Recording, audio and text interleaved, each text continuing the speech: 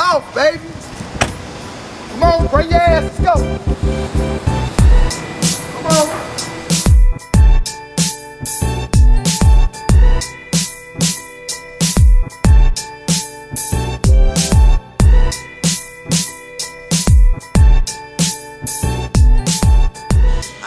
Everybody, welcome to episode 2 of the Come Up with Dani P. I am here with the one and only Jason LOBDELL, trainer, gym owner. You got your very rapidly growing and successful online program, RI28. Go ahead and introduce yourself, Jason. I'm Jason LOBDELL, aka Mr. 2 Weeks Out on the Instagram, and I'm here at the Loft, my gym. So today, we're going to talk about your come up. Okay. So tell us where it started. Tell us about your childhood, where you grew up, where are you from? Okay. I'm from Syracuse, New York. I moved down here like elementary school.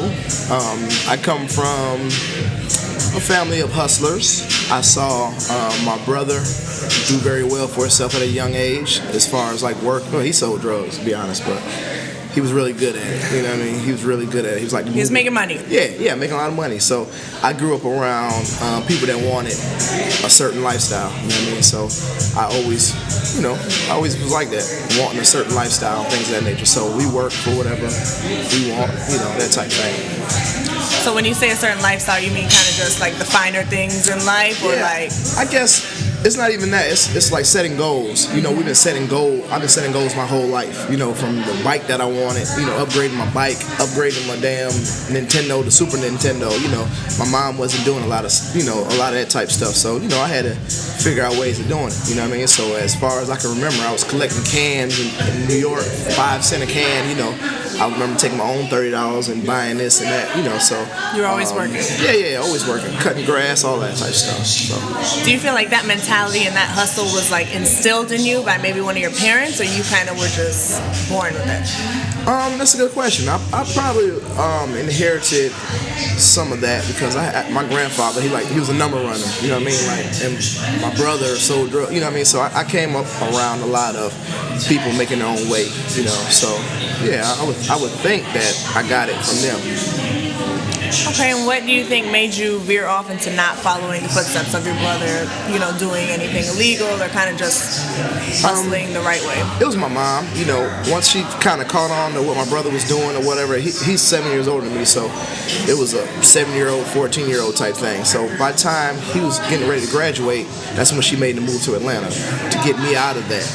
So, she saved one, the other stayed, and he wanted to keep doing what he was doing, but that's what really changed everything for me. My mom remarried, so you go from my father, he was a stick-up kid, like robbing folks, taking shit, and my brother sold drugs. So I was around, this or that. She married a sergeant in the military, in the army, and I kind of saw his work ethic and saw how he was doing things the honest way, and I was like, you know what? I could do it this way, So nice. That's where I came from. So how old were you when you guys made the move to Atlanta? I moved to Atlanta on my 11th birthday. Okay. Yeah, I believe I was 11, yeah. 11th or 12th birthday. So tell us from there kind of your journey. I know you weren't always training, I'm assuming. Growing up, you did other things. Mm-hmm. So what was that like? Work-wise, what did you do up until you had the idea that you wanted to train, and when did that idea come about? Okay, so I'm an entrepreneur. I've always worked for I ain't gonna say I've always worked for myself, but for the most part I work for myself. Coming out of high school, I used to throw parties. With me and my partner Shania Johnson, he owns the Blue Room now.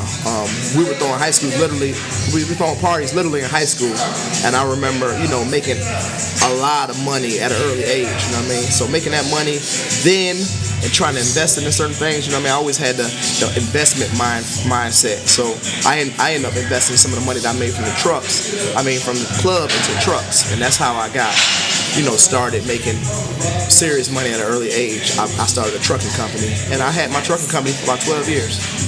Nice. So where does training fall into that? So with the trucking company, it was cool. I did it for a long time, but it wasn't satisfying. It was just I did just enough to I guess, get me another truck and like kind of sit down. But once I got good at it, and once the money was real good, I was kind of like a old retired man. Like I didn't have nothing to do. You know what I mean? So again, I want to invest. I want to set another goal. So my partner came with the bright idea to invest in this gym. It was Universal Fitness. It was already up and going. It was a thriving gym, but the previous owner, KB, passed away. And when KB passed away, the gym kind of went down. And coming from a promotion background, throwing parties and stuff like that, and my partner Travis Harris, that's who I got into it with. He was like, man, let's go into this gym thing. So I had already been a bodybuilder. My wife's a bodybuilder, so you were always into fitness. Yeah, the fitness background was there. Okay. Yeah, so I was already trained. I had a trainer and all that. So did you ever think about training at that point before that? You know, people used to tell me that I need to train because I used to do classes with Deshaun, the Ab Guru. We used to do classes, and you know, my niche was just getting people to come to places. I've always been good at that, gathering people. So when he was doing the classes, I was getting the people to come to the classes. You know what I mean? So when it's time to buy a gym, I was like, I can get people to come. You know what I mean? So that's how it started. And from there, I became a trainer. Okay, so in becoming a trainer, you didn't become a trainer until you... Yeah, I did it ass backwards. Bought a gym and became a trainer. Yeah, that's what I did. Okay, so what was that? Did you ever have to go through the things that maybe like a young aspiring trainer now has to go through, like kind of building a clientele and coming up, you know, getting certified, that whole process? Absolutely. So with me, I had actually like my day, okay, we bought a gym, we got the keys to it, now what? So my day one, I sat at a desk like this and I was just calling everybody like, hey, I got a free session for you. I'm on Facebook because I didn't have Instagram at the time, and I was just inviting people to the gym because I had to start from scratch. That's where the struggle really came from. Like, I didn't have any clients. So, another trainer, they just moved to another gym. Like Bree, she comes from her old gym, she comes from her clients. Me, I just had like, hey, yeah, I'm doing this training thing now, so it was like, what? So the good thing is I had a dabbled in a couple of other businesses that had something to do with training. So it was believable.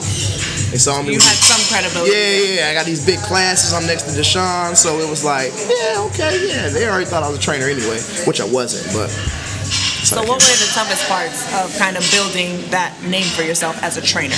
The toughest part was convincing my wife to let me on Instagram. I saw what was going on Instagram, and I used to follow guys on Instagram for her page, and I was like, if I'm gonna be a trainer, I need this, you know what I mean? So my whole first year, I did pretty good without Instagram, but that's what really took me to the next level, and I kind of knew that it was gonna be, if I can get on Instagram, I'm gonna blow it. So that was kind of like the turning point for me. How essential is social media for business and also specifically for training nowadays? So social media is like free advertisement. You know what I mean? I was thinking today when I was driving, I remember when I used to throw parties before social media, I had to literally have a list of 100 people and call each person, hey, it's going down Thursday, or text, even before they had the text blast that everybody using, I literally had to call everybody, you know what I mean? So that's how it was with the training. I used a little bit of that and a little bit of this, because I wasn't on Instagram. So I took the old school approach, but now it's like I want to tell everybody what's going on and just post it on my page and everyone knows. And if you missed it, you should have been paying attention to my page, you know what I'm saying? So social media is very, very, very important. And a lot of people, it's a lot of, like the girl Nay. I got a girl here. She got 400,000 followers. That doesn't equate to any money unless you know what to do with it. Right. You get what I'm saying? So I started a $1 million business with 40,000 followers with another guy who had 40,000 followers, and we ramped up. You know what I mean? So social media, you don't need 1 million followers. You don't need 100,000 followers. If you could just start somewhere and have a content that somebody wants to look at, then you'll be able to make way. And you make a good point by saying, if you don't know what to do with those followers, they're kind of useless. Absolutely. So what is a tip that you would give to people on monetizing from social media? Okay. Well, I had a talk one time, and I remember saying this. I had, you got two different type of people. You got people that are like creative, like me and my partner G. Bryant. G. Bryant is very creative. He could start a business. I'm not good at starting business. Every business I've ever had, I had a business partner because they get it going and I pipe it up. So you might be sitting there with an idea, you holding on to your idea, but you can't get it out to the people. Your sister got 100,000 followers. Team up with your sister, give her a percentage, and get it out to people, because your idea is no good if you can't get it to people. Right. Same thing with me. Me being popular or me being a personality, it's nothing if I can't get a product to sell. You get what I'm saying? There's a lot of girls on Instagram, they got 1 million followers. What they selling? Shirts and clothes. That's cool, but whatever you're good at or whatever somebody's close to you good at, if you got a quality product, get it out to the masses, and social media is a way to do it. So would your tip be kind of team up or be more strategic on what you're selling? That's my tip. My tip is if you find yourself at a standstill, team up with someone. You got some people that can do both. Some people can start a business and run it all the way to the moon. I'm not that person. I'm not good at starting anything, and that probably come from being married. I haven't ever paid a bill in my life. I don't know how to do any of that type stuff. Anything. Shout out to Hilani. Shout out to her, because I don't know how to do any of that type stuff. I'm a caveman, But my personality is my personality, and the way I move and the way I treat people is the way I've always carried myself. Yeah, so that talent equates to money if you got the right audience. So because we're on the topic of social media already, what kind of tips would you do? How many followers do you have now? 100,000. So what kind of tips might you give somebody on building their following and brand on social media? So for trainers, this is for anybody. Use influencers. Like I said, this is going back to the beginning. On social media, I remember this girl, Ashley Monroe. Ashley Monroe had like 700,000 followers. And a person like that would charge a rapper or something $500 to post on her page. You get what I'm saying? So I reached out to her, let her know I train her for free if she come in here and just, shout me out every now and then, that type thing. So that's how I got popping on Instagram. I started training Ashley. Ashley brought Too Much Rosie, and she brought her, so that was my And these my are avenue. all people that were influential people on Instagram. Yeah, okay. People with over 500,000 followers. You know what I mean? So that was my way of going about doing it. And I remember when I first started doing it, people were like, man, he training them pretty girls for free. Yeah, dumbass, because I'm trying to. But that's my secret. It ain't for you to understand. You get what I'm saying? But the same thing, I got homegirls. I got a homegirl named Tori.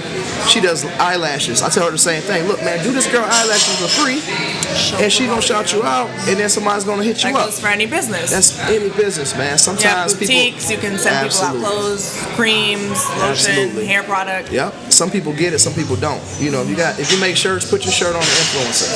That's the best way I can tell you to grow your brand or grow your social media presence. So for the people who may not know any influencers personally, what would you recommend? Just reaching out through DM or comments? Yeah, just trying, because I didn't know Ashley personally. I knew somebody that knew her, and I got the message out to her. You know what I mean? And that goes for anybody. Now, I'm sauced up. Like I have no problem like DMing anybody. Hey, come see me. I got something for you. Even now, I don't necessarily need it, but I want my gym to look a certain way. I want certain people in my gym, so I offer them training. So we got to the part where you not got your own gym, partnered with somebody, invested in a gym, became a trainer. From there, from Universal Fitness Atlanta, how did we get to where we are now here at the Loft, which is your own gym? You've got a huge clientele, hundreds of thousands of followers, and an online program. So one of my clients helped me out a lot when it comes to just letting people know that I'm serious and I was a force. Jocelyn from Love and Hip Hop, Jocelyn Hernandez, was my client. I trained her all 9 months of her pregnancy, and I kind of used that to show people, because when she had that baby, she lost a little weight, but she still had that mommy weight on her. She didn't just snap back, so we had to get it out the mud and go crazy with what we were doing. I had just started RI28 with my partner G Bryant like a month before. Long story short, I just set her up. I had G drop me off a bunch of money in front of her. She nosy. What's that? What you doing? What's going on? Remember I was telling you about the online thing? You should team up with us. From there, she was like, let's have dinner tomorrow. We had dinner the next day with her lawyers. We told her our numbers and told her, we just talk business. And from that point, me and G Bryant were growing by 54% every month. Wow. So for me and him, we were growing an average of 54% for the first 4 months. We added Jocelyn, we grew 100% the first month, 100% the second month, and we kind of stayed where we were at number-wise, but her influence was felt first month, the first time, and that's where the VH1 and the BET and the HuffPost and, all the blogs and anywhere you can turn on your television, the real TV show, wherever she goes, she's talking about it. And that kind of took us on a national standpoint. We were growing, but she just sped everything up. She put it in overdrive. Okay, so I saw you say on your Instagram, you mentioned that you've always been making money. That's never been an issue. It wasn't until you started doing something that you loved or what you wanted to do that you made a sacrifice on the income you were making. Tell us about that. So when I got out of high school, I was throwing parties and whatnot. But I always had some type of job going on. So I used to help my uncle on his truck. And I learned the trucking business through him, and that's when I got started. So when I was old enough to get my own insurance, I went on ahead and invested in a truck. Invested in a truck, those contracts are $100,000 contracts. So when my buddies coming home from college, at 21 or whatever, however old they are, I was already making six figures. And I continued to do that for the next 12 years until my partner Travis hit me up with the truck. With the gym. So what I try to do is I try to do the gym and the truck at the same time. But without me physically being on the truck, my influence on the truck failed for the first time.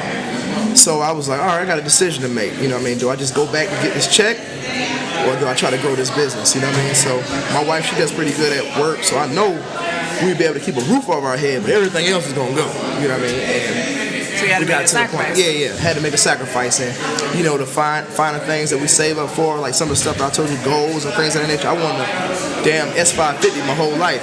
Finally got it. Found something I like doing. Yeah, so in 2 years I was able to get my car back, and everything is going the way it should be. So speaking of your wife, how did you manage to balance building the empire you have now and building a family at the same time? Because you guys got married at a young age, right? And I believe had children or your first child at a young age. So me and her, she kind of was like my business partner always, So whatever I had going on with throwing the parties, if I throw a party, she might be at the front door collecting money, So I've earned her trust early on, like even as kids, like we snuck and got married. It was like, damn, we got to move out. Her mom kicked her out. I threw a party, got some money, and got an apartment. So it was just like, we got a whole different story of how we built trust and things of that nature. So between me and her, we were able to, like I say, just lock in together and just like, all right, this what we're going to do, let's do it. So that's how that came about as far as, not having any worries as far as the household is concerned. We took an L, we was going to take that L, we were going to take it together. So having a family and having kids at an early age, would you say that affected you at all as an entrepreneur as far as maybe taking financial risks or business risks or anything like that? Or because you had a partner that kind of, contributed as well, it was kind of easier? I think it made me mature faster, and that way I was able to get to the money a little different than some of my partners. And some of those guys, some of my partners that I came up with, they were hungry and things of that nature, but they didn't have a curfew like me. They didn't have somebody saying, I couldn't stay out all night. I had to take my ass home to my wife. I had to get up and go to church on Sunday. There's certain things I had to do to where, certain little discipline. I'm like, okay, I can miss a party or two to get this money. That type thing. So that's how it came about. As far as, just the discipline aspect of it, I think that helped me out a lot. What advice would you give somebody that's maybe starting out, looking to make that risk that you made, that sacrifice at one point, but has a family and is kind of going back and forth? Well, I tell people do it as a hobby. You know what I'm saying? Like even when people that do personal training, they got a 9 to 5. You can't sleep. You gotta. When you get off at 5 o'clock, you gotta meet your clients at 6 o'clock, and keep doing it. Like Leticia Gardner, she wanted to do her meal prep company, and I told her I'll help her with her meal preps. So what we ended up doing was we started prepping food. So when she get off work with Chris and them, she started prepping her food. But what happened was she was like, all right, I'm getting pretty good. I'm building my clientele. I said, well, when you match your salary, then you quit. Which is great advice. Yeah, she matched her salary or was ramping up to about to match it. She took on a couple more clients. So when she got to that level, she was able to quit her day job and do something that she likes to do, cook. Nice. So that's just one example outside of myself. Somebody I lended advice to when she took off. Were there any moments throughout your journey where you felt like giving up? No. Never? No. What kept you motivated? I'm competitive. So everything I do is I'm gunning for the top. You know what I mean? Wherever I'm doing, what football practice, whatever, I'm just very competitive. So failure wasn't really an option for me. You fail, but quitting and failing are two different things. Because I did fail, but yeah, quitting wasn't an option for me at this point. And you say that you're competitive. What's your take on competition here in Atlanta and really, period? The training world has become very oversaturated. So what's your take on competition? And also, what advice would you give to someone who kind of wants to start training but is a little worried because there's too many trainers or because of the saturation in the market? I mean, you got to set yourself apart. I don't know. Everybody's good at something. You know what I'm saying? Whatever you're good at, focus in on that. I tell my trainers here, I got 17 trainers at the Loft.